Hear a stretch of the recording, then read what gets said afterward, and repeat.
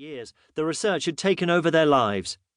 Both men had been married, and within 6 months of each other, both their wives had filed for divorce, citing abandonment as the main reason. To combat the unhappiness they'd felt, the two men had responded in the only way they knew how, by throwing themselves into their research even more.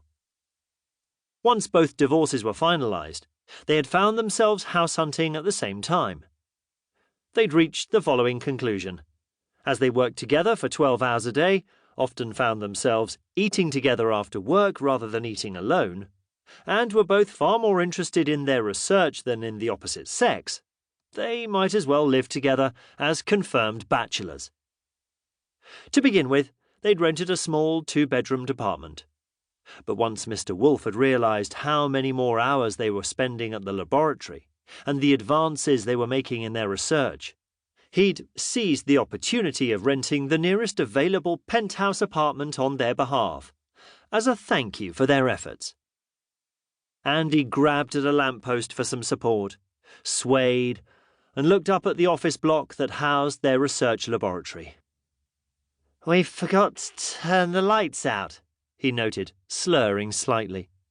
Ian, just as unsteady on his feet, replied, "I'm not doing it now. I'll do it in the morning." They continued to make their way home. Had they been more sober, they might have noticed the car parked outside the office block. The dark rear windows made it impossible to see Mr. Wolf, the laboratory's sole benefactor, watching them from within. A smile flickered across his face as the sight of the two friends, helping each other home after one too many drinks, stirred up distant memories from a time long past. Mr. Wolf was a nondescript man in his late 50s. He possessed the ability to make the best Savile Row suit look like a charity shop cast-off. This camouflage, perfected over the years, had led many a competitor to underestimate his abilities. The empire he had built up spanned continents and countless industries, from hotels to fishing and from oil exploration to diamond mines. He seemed to have the golden touch, and over the past 3 decades had put together a truly impressive portfolio. Outwardly, everything looked perfect. He had the empire, the yachts, the houses and cars that everyone expected him to have.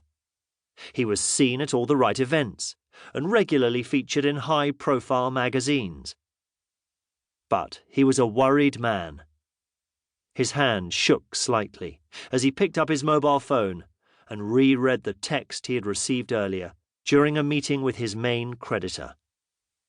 The man, who had been demanding to know when Wolf would be meeting the next installment on the huge mountain of debt he had amassed, had watched, open-mouthed, as, without hesitation, Wolf had stood up and walked out of the room.